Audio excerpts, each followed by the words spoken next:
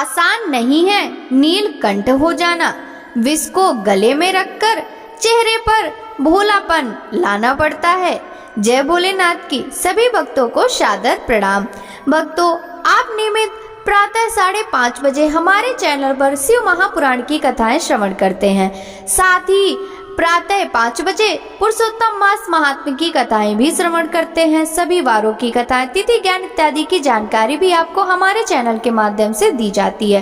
भक्तों, यदि अभी तक आपने चैनल को सब्सक्राइब नहीं किया है तो अवश्य ही कर लें। साथ ही बेल आइकन भी प्रेस कर लें, जिससे आने वाले हर नए वीडियो का नोटिफिकेशन आपको समय पर मिल सके। शिव महापुराण के कल के अध्याय में आपने भीम उपद्रव का वर्णन, भीम शंकर ज्योतिर्लिंग का महात्म, काशीपुरी का महात्म, श्री विश्वेश्वर महिमा, गौतम प्रभाव, महर्षि गौतम को गौ हत्या का दोष, गौतमी गंगा का प्राकट्य, श्री गंगा जी के दर्शन एवं गौतम ऋषि का श्राप, वैद्यनाथेश्वर शिव महात्म की कथा का रसपान किया था।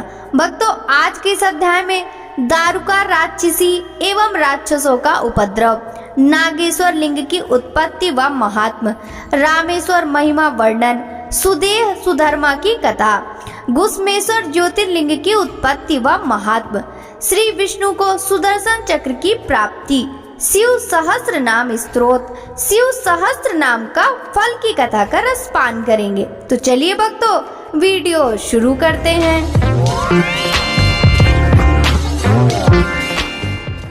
सूत जी बोले, हे ब्राह्मणों, प्राचीन समय में एक राक्षस था। उसका नाम दारुक तथा उसकी पत्नी का नाम दारुका था। वे दोनों पश्चिम में स्थित सुंदर वन में रहा करते थे, जो कि समुद्र से बहुत नजदीक था। वह वन 64 कोस लंबा और चौड़ा था। वहां के रहने वाले मनुष्य उन दोनों राक्षस राक्षसी के अत्याचारों से बहुत दुखी रहते थे। एक दिन वे सभी ऋषि ओर्व के पास पहुँचे और उन्हें अपना दुख सुनाया तथा प्रार्थना की, हम आपकी शरण में आए हैं, हमारी रक्षा कीजिए। तब उनकी प्रार्थना सुनकर ओर्व बोले, आप लोग इस प्रकार चिंतित ना हो, अधर्मियों का नाश अवश्य ही होता है। उन्हें धैर्य देकर ऋषि ने वहां से भेज दिया। फिर स्वयं तपस्या करने लगे ताकि संसार का कल्याण हो। उधर दानवों से तंग आकर देवताओं ने उन पर आक्रमण किया। देवताओं और दानवों के बीच बड़ा भयानक युद्ध होने लगा। हजारों राक्षसों को देवताओं ने अपने प्रहारों से मार गिराया। राक्षसों को इस प्रकार प्रताड़ित होता देखकर दारुका को अपना वर याद आ गया। उसने राक्षसों से कहा कि आप लोग इस प्रकार भयभीत ना हो, मैं आपका भय अवश्य ही दूर करूंगी। यह कहकर दारुका ने राक्षसों की उस नगरी को उठाकर समुद्र के मध्य में स्थित कर दिया। अब सारे राक्षस को भय से मुक्ति मिल गई। एक दिन दारुका घूमती हुई पुनः धरती पर आ गई। उसने देखा कि एक डोंगी में बहुत से मनुष्य बैठकर समुद्र की ओर से पृथ्वी पर आ रहे हैं। दारुका ने जाकर राक्षसों को सूचना दी कि असंख्य मनुष्य समुद्र में हैं। राक्षसों ने उन मनुष्यों को पकड़कर अपने जेल खाने में कैद कर लिया। उन मनुष्यों में एक सुप्री नामक बनिया भी था, जो भगवान शिव का परम भक्त था। उसने कारावास में ही भगवान शिव का पार्थिव लिंग स्थापित किया और उसकी विधिवत आराधना करनी आरंभ कर दी। उसे शिव जी का पूजन देखकर अन्य मनुष्य भी उसके साथ शिव जी की आराधना करने लगे। उन्हें भगवान शिव की पूजा करते करते काफी समय बीत गया। राक्षस उन्हें हैरानी से देखते, पर उनकी समझ में नहीं आता था कि वे किसकी पूजा कर रहे हैं। सूत जी बोले, हे ऋषियों, एक दिन सुप्री को भगवान शिव का पूजन करते हुए दारुक के किसी दूत ने देख लिया और जाकर दारुक को बता दिया। यह जानकर दुष्ट दारुक जेल में गया और सुप्री से बोला, बनिए सच बता, तू किस देवता की पूजा कर रहा है, अन्यथा मैं तुम्हें मार डालूंगा। बहुत पूछने पर भी जब सुप्री ने कुछ नहीं बताया, तब क्रोधित होकर राक्षस राज दारुक ने उस बनिए को मारने की आज्ञा दी। वह परम शिव भक्त हाथ जोड़े आंखें मूंद कर अपने आराध्य भगवान शिव का ध्यान कर उनसे मन में रक्षा की प्रार्थना करने लगा। भक्त वत्सल भगवान शिव अपने भक्त की पुकार सुनकर तुरंत वहां प्रकट हो गए। अपने भक्त की ओर बढ़ते उन राक्षसों को देखकर भगवान शिव ने पाशुपात अस्त्र उठा लिया और उन राक्षसों का एक पल में ही नाश कर दिया। राक्षसों का नाश करने के बाद भगवान शिव बोले, हे सुप्री, आज से यह वन राक्षसों से मुक्त हुआ। अब तुम सदा के लिए निर्भय हो जाओ। अब इस वन में धर्म के मार्ग पर चलने वाले ब्राह्मण, क्षत्रिय, वैश्य, शूद्र आदि ही निवास करेंगे। इन्हीं के साथ मेरे परम भक्त भी इस वन की शोभा को बढ़ाएंगे। उधर दूसरी ओर दारुका राक्षसी देवी पार्वती की स्तुति करने लगी। उसने देवी को प्रसन्न कर लिया और प्रार्थना की, माते आप मेरे वंश एवं कुल की रक्षा कीजिए। तब देवी पार्वती दारुका के वचनों को सुनकर भगवान शिव से बोली, हे नाथ, आपकी कही बात युग के अंत में सच हो, उसमें पूर्व तामसी सृष्टि भी रहे, यह मेरा विचार है। भगवान मेरी बात को पूरा करिए। दारुका मेरी ही शक्ति है, इसलिए उसकी रक्षा करना मेरा धर्म है। यहाँ पर दारुका का ही राज्य होगा।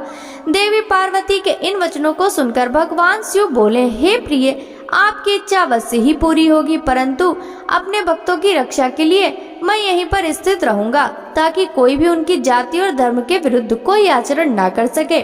जो मनुष्य धर्म के मार्ग का अनुसरण करते हुए भक्ति भावना के साथ प्रेम पूर्वक मेरा दर्शन करेगा, वह चक्रवर्ती राजा हो जाएगा। कलयुग के अंत में और सतयुग के आरंभ में महासेन का पुत्र वीरसेन राजाओं का भी राजा होगा, और जब वह यहाँ आकर मेरे दर्शन करेगा तो वह चक्रवर्ती सम्राट बन जाएगा। यह कहकर भगवान शिव और देवी पार्वती वहाँ ज्योतिर्मय रूप में पार्थिव लिंग में स्थित हो गए। त्रिलोकीनाथ भगवान शिव नागेश्वर नाम से व देवी पार्वती नागेश्वरी नाम से प्रसिद्ध हुई।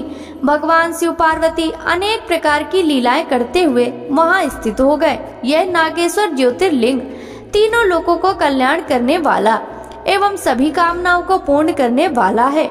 नागेश्वर ज्योतिर्लिंग के प्रादुर्भाव की कथा सुनने या पढ़ने से महापातकों का नाश होता है। कथा संपूर्ण मनोरथों को पूर्ण करने वाली है। सूत जी बोले, हे ऋषियों, अब मैं आपको रामेश्वर शिवलिंग की उत्पत्ति की कथा एवं महात्म सुनाता हूँ। भगवान श्री हरि विष्णु ने अयोध्या के राजा दशरथ के घर उनके बेटे राम के रूप में अवतार लिया, ताकि वे दुष्ट राक्षस राज रावण का संहार करके पृथ्वी को दुष्टों से मुक्त करा सके। श्री राम का विवाह जनक नंदिनी देवी सीता से हुआ था। अपनी माता कैकेयी के मांगे वरदान के अनुसार वे 14 वर्षों के लिए वनवास गए। एक दिन जब श्री राम व लक्ष्मण कुटिया से बाहर गए, तब रावण ने सीता का हरण कर लिया और उन्हें लंका ले गया। श्री राम अपनी पत्नी की खोज करते हुए अपने भाई लक्ष्मण के साथ किष्किंधा पहुँचे। वहीं पर उनकी मित्रता सुग्रीव से हुई, जिसे उसके भाई बाली ने राज्य से निकाल दिया था। तब श्री राम ने उसकी सहायता की। श्री राम ने बाली को मारकर सुग्रीव को किष्किंधा का राजा बना दिया। सुग्रीव ने श्री राम की पत्नी देवी सीता की खोज के लिए अपनी वानर सेना को चारों ओर तलाश करने के लिए भेजा। वानरों में श्रेष्ठ हनुमान ने माता सीता को लंका में ढूंढ लिया और श्री राम का संदेश उन तक पहुंचाया। जब श्री राम को ज्ञात हुआ कि उनकी पत्नी का हरण लंकाधिपति रावण ने किया है, तो उन्होंने वानर सेना के साथ लंका की ओर प्रस्थान किया। जब उनकी सेना दक्षिणी छोर पर समुद्र के किनारे पहुंची, तो उन्हें चिंता हुई कि सेना इस अथाह सागर को पार कैसे करेगी। वे इसी सोच में डूब गए। श्री राम को प्यास लगी और उन्होंने पानी मांगा। जब वानर उनके लिए पानी लेने आए, तब उन्हें स्मरण हुआ कि आज उन्होंने अपने आराध्य का दर्शन व पूजन तो किया ही नहीं। तब श्री राम ने जल नहीं पिया और भगवान शिव का पार्थिव लिंग स्थापित करके उसका विधि पूर्वक 16 उपचारों से पूजन किया और भक्ति भाव से हाथ जोड़कर प्रार्थना की। श्री राम बोले, हे देवादिदेव त्रिलोकीनाथ, भक्त वत्सल भगवान शिव, मेरी सहायता कीजिए।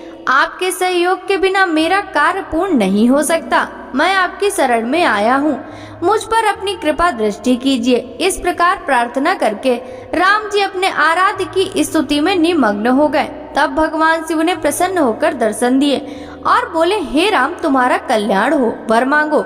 अपने सामने साक्षात त्रिलोकीनाथ शिव को पाकर श्री राम अत्यंत हर्षित हुए और हाथ जोड़कर उनको प्रणाम करते हुए स्तुति करने लगे। उन्होंने शिव जी से युद्ध में विजयी होने का वर मांगा। तथा भगवान शिव से जगत के कल्याण हेतु वहीं निवास करने की प्रार्थना की। श्री राम के वचन सुनकर कल्याणकारी शिव बहुत प्रसन्न हुए और बोले, हे राम, तुम्हारा मंगल हो। युद्ध में तुम्हारी जीत ही अवश्य होगी, क्योंकि तुम सत्य और धर्म के मार्ग का अनुसरण कर रहे हो। यह कहकर शिव जी श्री राम द्वारा स्थापित उस शिवलिंग में ज्योतिर्मय रूप में स्थित हो गए। उसी दिन से वह लिंग जगत में रामेश्वर नाम से प्रसिद्ध हुआ। इसी शिवलिंग के पूजन के फल के रूप में श्री राम की सेना को समुद्र पार करने का मार्ग मिल गया और वह युद्ध में विजयी हुए। श्री राम ने रावण एवं अन्य राक्षसों का संहार किया और अपनी पत्नी सीता को मुक्त कराया। यह रामेश्वर ज्योतिर्लिंग भक्तों को भोग और मोक्ष प्रदान करने वाला है। इस शिवलिंग को गंगा जल से स्नान कराने से मोक्ष की प्राप्ति होती है और मनुष्य जीवन मरण के बंधनों से मुक्त हो जाता है। रामेश्वर ज्योतिर्लिंग की महिमा सुनने वालों के सभी पापों का नाश हो जाता है। सूत जी बोले, हे महर्षियों, दक्षिण दिशा में देव नामक एक विशाल अद्भुत पर्वत है। उसके पास ही सुधर्मा नामक ब्राह्मण अपनी पत्नी सुदेहा के साथ रहता था। वह भगवान शिव का परम भक्त था। वह सदा ही वेदों द्वारा बताए गए मार्ग पर चलता और प्रतिदिन अग्नि से हवन, कर्म, अतिथि का पूजन और शिव जी की आराधना करता था। इस प्रकार पूजन करते हुए वे दोनों पति पत्नी अनेक सत्कर्मों में लिप्त रहते थे। उनकी पत्नी सुदेहा पतिव्रता स्त्री थी। उनकी पत्नी को एक बात का दुख था कि उनकी कोई संतान नहीं थी। इसी कारण उसका मन परेशान रहता था। जब भी सुदेहा अपने पति से इस विषय में कहती तो वह उन्हें समझाती कि पुत्र प्राप्ति से क्या लाभ, आजकल सभी रिश्ते नाते स्वार्थी हो गए हैं। परंतु फिर भी वे सदा दुखी रहती थी। एक दिन की बात है, सुदेहा अपनी सखियों के साथ पानी भरने गई थी। वहीं पर उनका परस्पर झगड़ा हो गया और तब उनकी सहेलियों ने उसे बांझ कहकर अपमानित करना शुरू कर दिया। वे बोली, तू बांझ होकर इतना घमंड क्यों करती है? तेरा सारा धन तो राजा के पास ही चला जाएगा, क्योंकि तेरा कोई पुत्र तो नहीं है। दुखी मन से सुदेहा घर लौट आई। उसने सारी बातें अपने पति को बताई। उन्होंने अपनी पत्नी को बहुत समझाया, परंतु वह कुछ भी मानने को तैयार नहीं थी। तब उन ब्राह्मण देवता ने मन में भगवान शिव का ध्यान करते हुए 2 फूल अग्नि की तरफ उछाले और सुदेहा से एक फूल चुनने के लिए कहा। उनकी पत्नी ने गलत फूल चुन लिया। उन्होंने अपनी पत्नी को समझाया, तुम्हारे भाग्य में पुत्र नहीं है, इसलिए अब अपनी इच्छा त्याग दो और शिव जी के पूजन में लग जाओ। अपने पति सुधर्मा की बातों का सुदेहा पर कोई प्रभाव नहीं पड़ा और वह उनसे इस प्रकार बोली, हे प्राणनाथ, यदि आपको मेरे गर्भ में पुत्र प्राप्त नहीं हो सकता तो आप दूसरा विवाह कर लीजिए। परंतु सुधर्मा ने विवाह से इनकार कर दिया। तब सुदेहा अपनी छोटी बहन गुस्मा को अपने घर ले आई और अपने पति से प्रार्थना करने लगी कि वे उससे विवाह कर लें। सुधर्मा ने उसे समझाते हुए कहा, यदि मैंने इससे विवाह कर लिया और इससे पुत्र भी हो गया तो भी तुम दोनों बहनें सौतम बन जाने से एक दूसरों का विरोध करोगी और मेरे घर में झगड़ा होता रहेगा। तब सुदेहा बोली, हे प्राणनाथ, भला मैं अपनी बहन का विरोध क्यों करूंगी? आप चिंता त्याग दें और गुस्मा से विवाह कर लें। अपनी पत्नी की प्रार्थना मानकर सुधर्मा ने गुस्मा से विवाह कर लिया। विवाह के पश्चात सुधर्मा ने सुदेहा और गुस्मा से मिलजुल कर रहने एवं आपस में एक दूसरे की बात मानने के लिए कहा। फिर गुस्मा अपने पति सुधर्मा के साथ प्रतिदिन 101 शिव पार्थिव लिंगों का षोडशोपचार से पूजन करके तालाब में उनका विसर्जन कर देती। इस प्रकार जब उसने 1 लाख पार्थिव लिंगों का पूजन पूर्ण कर लिया तो शिव जी की कृपा से उसे परम सुंदर गुणवान पुत्र की प्राप्ति हुई। पुत्र पाकर गुस्मा और सुधर्मा बहुत प्रसन्न हुए, परंतु सुदेहा को अपनी बहन से जलन होने लगी। सूत जी बोले, हे मुनि गणों, सुदेहा अपनी छोटी बहन गुस्मा से बहुत ईर्ष्या करती थी। उसके पुत्र के प्रति भी उसका बुरा व्यवहार था। धीरे धीरे गुस्मा का पुत्र बड़ा हो गया। उसे विवाह योग्य जानकर ब्राह्मण सुधर्मा ने उसका विवाह एक योग्य कन्या से करा दिया। इससे सुदेहा की ईर्ष्या और अधिक बढ़ गई। उसने निश्चय किया कि जब तक गुस्मा के पुत्र की मृत्यु न होगी तब तक मेरा दुख कम नहीं होगा। अपनी खोई प्रतिष्ठा और गुस्मा को सबक सिखाने का निश्चय सुदेहा ने कर लिया। एक रात सब प्राणियों के सो जाने के बाद सुदेहा ने गुस्मा के सोते हुए पुत्र की हत्या कर दी। फिर उसके छोटे छोटे टुकड़े कर उसी तालाब में बहा आई, जहाँ गुस्मा प्रतिदिन शिव पार्थिव लिंगों के पूजन के उपरांत विसर्जन करती थी। घर आकर सुदेहा आराम से सो गई। प्रातः काल उठकर सुधर्मा भगवान शिव का पूजन करने चले गए। सुदेहा और घुसमा भी अपने अपने काम में लग गईं। जब घुसमा के पुत्र वधू ने अपने पति की चारपाई पर खून और शरीर के अंगों के टुकड़े देखे तो वह अत्यंत व्याकुल हो गई और उसने अपनी सास को सूचित किया। वहां का दृश्य देखकर वह फौरन समझ गई कि किसी ने उनके पुत्र की हत्या कर दी। यह जानकर घुसमा जोर जोर से रोने लगी। सुदेहा भी उनकी देखा देखी आंसू बहाने लगी, परंतु मन में वह सौत के दुख से बहुत प्रसन्न थी। कुछ देर पश्चात सुधर्मा शिव जी के पूजन से वापस लौटे तो उन्हें सब बातें पता चली। सुधर्मा घुसमा से बोली, देवी इस तरह से रोना छोड़ दो, अपने दुख को दूर करके अपना कार्य पूरा करो। भगवान शिव ने हमें कृपा करके पुत्र प्रदान किया था और वही उसकी रक्षा करेंगे, इसलिए तुम रोना छोड़ो और अपना नित्य कर्म करो। तब पति की आज्ञा मानकर देवी घुसमा ने शिव जी के पार्थिव लिंगों का पूजन किया और उन्हें बहाने के लिए तालाब पर गई। जब लिंगों का विसर्जन करने के उपरांत वह मुड़ी तो उसे अपना पुत्र वहीं तालाब के किनारे खड़ा मिला। अपने पुत्र को जीवित पाकर वह बहुत प्रसन्न हुई और मन ही मन अपने आराध्य देव भगवान शिव का स्मरण कर उनका धन्यवाद व्यक्त करने लगी। उसी समय भगवान शिव वहां प्रकट हो गए और बोले, देवी घुसमा, तुम्हारी आराधना से मैं प्रसन्न हूँ। मांगो, क्या वरदान मांगना चाहती हो? तुम्हारी बहन सुदेहा ने ही तुम्हारे पुत्र की हत्या की थी, परंतु मैंने इसे पुनर्जीवित कर दिया है। मैं तुम्हारी सौत को उसकी करनी का दंड अवश्य दूंगा। भगवान शिव के वचन सुनकर देवी घुसमा बोली, हे नाथ, सुदेहा मेरी बड़ी बहन है, इसलिए आप उनका अहित ना करें। तब शिव जी बोले, तुम्हारी सौत ने तुम्हारे पुत्र को मारा, फिर भी तुम उनको दंड नहीं देना चाहती हो। यह सुनकर घुसमा ने कहा, हे देवाधिदेव, अपकार करने वालों पर भी उपकार करना चाहिए। यह मैंने भगवत वाक्य पढ़ा है और मैं यही मानती भी हूँ, अतः आप सुदेहा को क्षमा कर दें। तब घुसमा की बात सुनकर शिव जी बोले, ठीक है, जैसा तुम चाहती हो वैसा ही होगा, तुम कोई और वर मांगो। यह सुनकर घुसमा बोली, हे प्रभु, आप इस जगत का हित व कल्याण करने हेतु यहीं निवास करें। तब शिव जी बोले, हे देवी, तुम्हारी इच्छा पूरी करने हेतु मैं तुम्हारे नाम से ही घुसमेश्वर कहलाता हुआ यहाँ निवास करूँगा। यह कहकर शिव जी ज्योतिर्मय रूप में शिवलिंग में स्थित हो गए। वह सरोवर शिवालय नाम से प्रसिद्ध हुआ।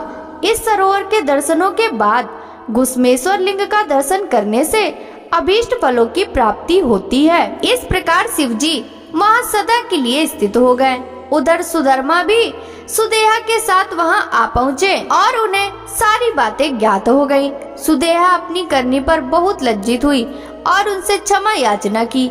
उसके मन का मैल धुल गया। तत्पश्चात उन सब ने मिलकर शिवलिंग की 101 परिक्रमा की और उसके बाद सुख पूर्वक घर को चले गए। हे मुनियों, इस प्रकार मैंने आपको 12 ज्योतिर्लिंगों की कथा एवं महात्मा सुनाया। जो प्राणी भक्ति भावना से इसे सुनते अथवा पढ़ते हैं वह सब पापों से मुक्त हो जाते हैं और उसे भोग और मोक्ष की प्राप्ति होती है। व्यास जी बोले, सूत जी के वचन सुनकर सभी ऋषिगणों ने उनकी बहुत प्रशंसा की। तत्पश्चात बोले, सूत जी, आप सब कुछ जानते हैं, इसलिए हम अपनी जिज्ञासा की शांति के लिए आपसे प्रश्न पूछते हैं। अब आप हमें हरीश्वर नामक शिवलिंग का महात्म बताइए। हमने सुना है कि इसी शिवलिंग के पूजन के फल स्वरूप भगवान श्री हरि विष्णु को सुदर्शन चक्र की प्राप्ति हुई थी। ऋषिगणों द्वारा किए गए प्रश्नों को सुनकर सूत जी बोले, हे मुनि गणों, एक समय की बात है, पृथ्वी लोक पर दैत्यों का अत्याचार बढ़ने लगा। वे अत्यंत वीर और बलशाली हो गए। उन्होंने मनुष्यों को प्रताड़ित करना आरंभ कर दिया। यही नहीं, वे देवताओं के भी घोर शत्रु हो गए और उन्हें भी दंडित करने लगे। संसार से धर्म का लोप होने लगा, क्योंकि दैत्य अधर्मी थे और अन्य मनुष्यों को पूजन नहीं करने देते थे। इस प्रकार दुष्ट दैत्यों से दुखी होकर देवता भगवान श्री हरि विष्णु की शरण में गए। उन्होंने विष्णु जी को अपने सारे दुख बताए तथा उनसे दुखों को दूर करने की प्रार्थना की। तब सब देवताओं को समझाकर उन्होंने वापस भेज दिया और स्वयं कैलाश पर्वत पर जाकर भगवान शिव की आराधना करने लगे। भगवान विष्णु ने कैलाश पर्वत पर जाकर सर्वेश्वर शिव का पार्थिव लिंग स्थापित किया और विधि विधान से परमेश्वर शिव की आराधना आरंभ कर दी। श्री हरि ने घोर तपस्या की, फिर भी शिवजी प्रसन्न न हुए। तब उन्होंने देवाधिदेव महादेव जी को संतुष्ट करने के लिए शिव जी के सहस्त्र नामों का पाठ आरंभ कर दिया। श्री हरि शिव जी का एक नाम लेते और एक कमल का पुष्प उन्हें अर्पित करते। इस प्रकार उन्हें शिव सहस्त्र नाम का पाठ करते हुए बहुत समय व्यतीत हो गया। तब एक दिन शिव जी ने भगवान विष्णु की तपस्या की परीक्षा लेने का निश्चय किया। विष्णु भगवान प्रतिदिन 1000 कमल के फूलों से उनका पूजन करते थे। शिव जी ने एक फूल छिपा दिया। तब पूजा करते हुए एक फूल कम पड़ा तो विष्णु जी को बहुत आश्चर्य हुआ और वे इधर उधर फूल ढूंढने लगे। जब फूल कहीं पर भी नहीं मिला तो उन्होंने पूजन को पूर्ण करने के लिए अपने कमल के समान नेत्र को निकालकर त्रिलोकीनाथ शिव जी को अर्पण कर दिया। श्री हरि विष्णु की ऐसी उत्तम भक्ति भावना देखकर शिव जी ने उन्हें साक्षात दर्शन दिए। शिव जी को इस प्रकार अपने सामने पाकर विष्णु जी उनकी स्तुति करने लगे। तब शिव जी बोले, हे विष्णु, तुम्हारी उत्तम भक्ति से मैं बहुत प्रसन्न हूँ। मांगो, क्या वर मांगना चाहते हो? शिव जी के वचनों को सुनकर विष्णु जी बोले, हे देवाधिदेव भगवान शिव, आप तो अंतर्यामी हैं, सब कुछ जानते हैं। आप अपने भक्तों को अभीष्ट फल प्रदान करने वाले हैं। प्रभु, इस समय दैत्यों ने पूरे संसार में घोर उपद्रव किया है। सारे मनुष्य एवं देवता भय से पीड़ित हैं। भगवान, मेरे अस्त्र शस्त्रों से दैत्यों पर काबू नहीं पाया जा सकता, इसलिए मैं आपकी शरण में आया हूँ। शिव जी ने जब विष्णु जी के ऐसे वचन सुने तब उन्हें सुदर्शन चक्र प्रदान किया, जिससे विष्णु जी ने सभी राक्षसों का नाश कर दिया। इस प्रकार सब सुखी हो गए। ऋषियों ने पूछा, हे सूत जी, भगवान श्री हरि ने जिन सहस्त्र नाम स्त्रोतों द्वारा त्रिलोकीनाथ भगवान शिव को प्रसन्न किया था, जिसके प्रभाव स्वरूप उन्हें सुदर्शन चक्र प्रदान किया, उनका महात्म हमें सुनाइए।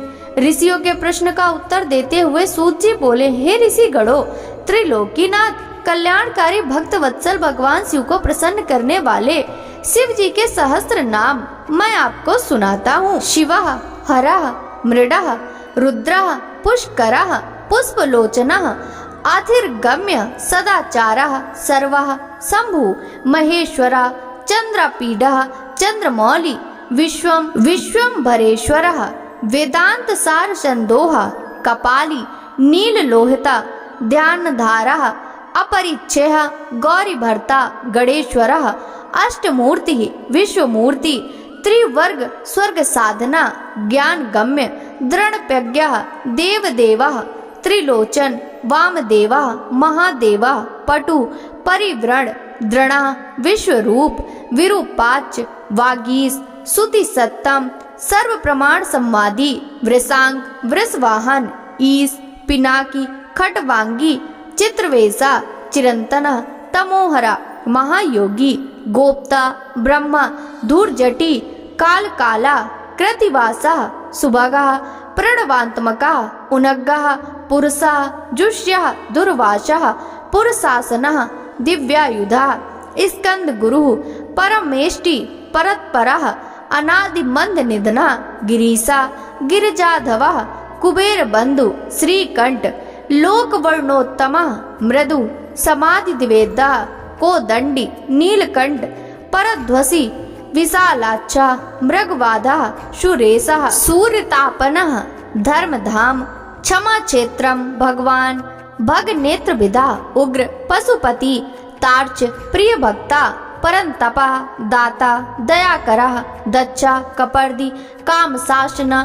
शमशान निलया, सूक्ष्म, शमशानस्थ, महेश्वरा, लोककर्ता, मृगपति, महाकर्ता, महौषधि, उत्तरः, गोपति, गोप्ता, ज्ञानगम्य, पुरातनः, नीति, सुनीति, शुद्धात्मा, सोमः, सोमरता, सुखी, सोमपः, अमृतपः, सौम्य, महातेजा, महादुति, तेजोमया, अमृतमया, अन्नमय, सुधापति, अजात शत्रु, आलोका, संभाव, हव्यवाहन, लोकरः, वेदकरः, सूत्रकारः, सनातनः, महर्षि कपिलाचार्यः, विश्वदीप्ति, त्रिलोचनः, पिनाकपाणि, भूदेवा, स्वस्तिदः, स्वस्तिकृतः, सुधी, द्रातधामा, धामकरः, सर्वज्ञः, सर्वगोचरः, ब्रह्मश्रक, विश्वश्रक, श्रगः, कर्णिकार प्रियः, कवि, शाखः विशाखः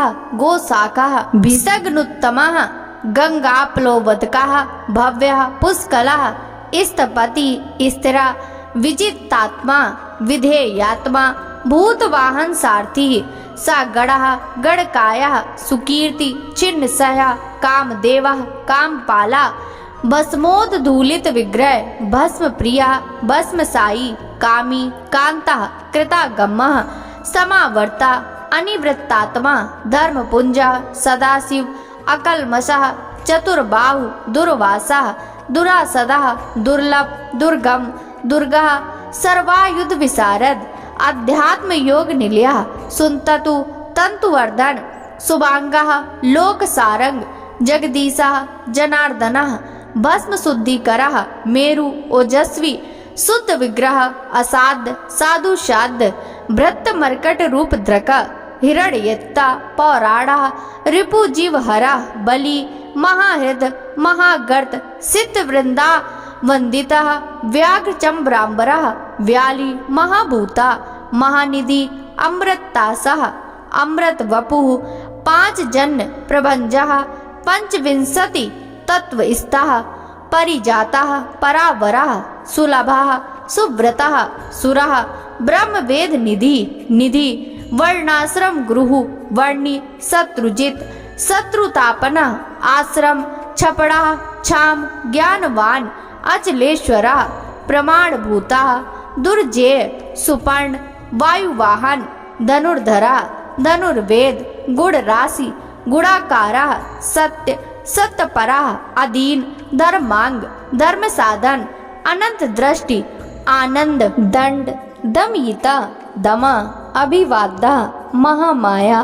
विश्वकर्म विशारद वीतरागा विनीतात्मा तपस्वी भूत भावन उन्मत वेशः प्रच्छन्नः जित कामा अजीत प्रिया कल्याण प्रकृति कल्पा सर्वलोक प्रजापति तरस्वी तारका धीमान प्रधान प्रभु अव्यय लोकपाला अंतर्हित तात्मा कल्पादि कमलेच्छड़ः वेद शास्त्रार्थ तत्वगा अनिमः नियताश्रः चंद्रः सूर्य शनि केतु वरागः विद्रुम छवि भक्तिवश्यः परम ब्रह्म मृगबाणपारः अनगः अद्रि अद्र्यालः कांता परमात्मा जगद्गुरु सर्वकर्मालयः तुष्ट मलंग्यः मंगलावृतः महातपः दीर्घतपः शिस्तविष्ट स्थिवरो ध्रुव अह सत्वंतरः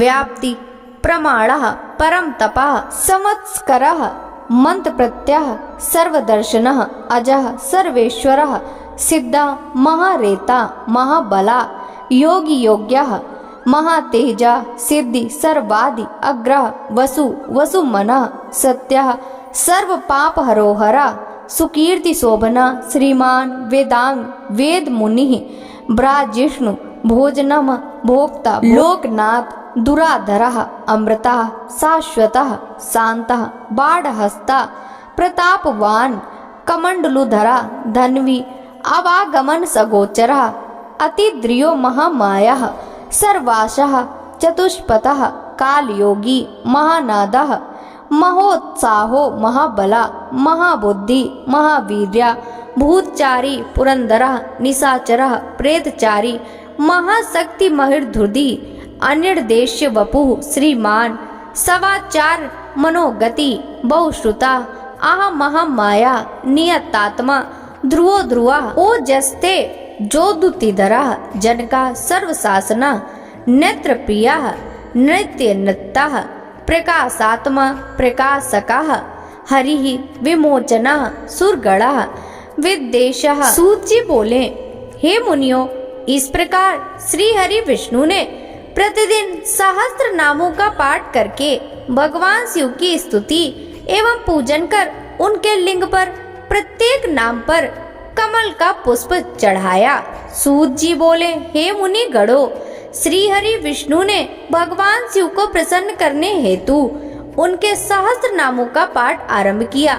वे एक नाम का जाप करते और एक कमल पुष्प शिव जी को अर्पित करते। इस प्रकार वे प्रतिदिन सहस्त्र कमल पुष्प अपने आराध्य शिव को अर्पित करते थे।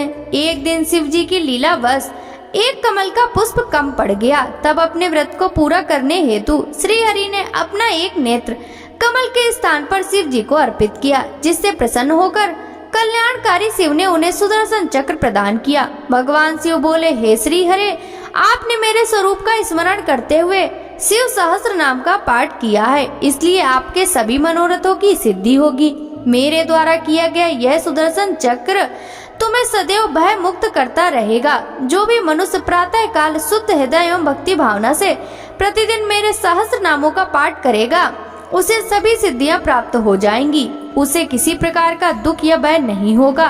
इस महास्त्रोत का पाठ 100 बार करने से अवश्य कल्याण होता है।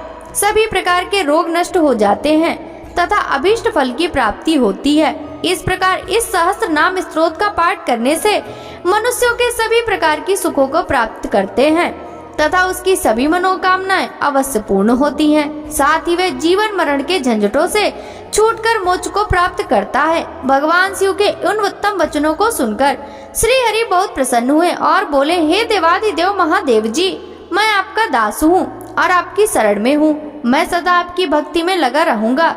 आप मुझ पर सदैव इसी प्रकार अपनी कृपा दृष्टि बनाए रखें। तब शिव जी बोले, हे विष्णु, मैं तुम्हारी अनन्य भक्ति से संतुष्ट हूँ। तुम सभी देवताओं में श्रेष्ठ एवं स्तुति के योग्य होगे। तुम इस जगत में विशंभर नाम से विख्यात होगे। यह कहकर शिव जी वहाँ से अंतर ध्यान हो गए।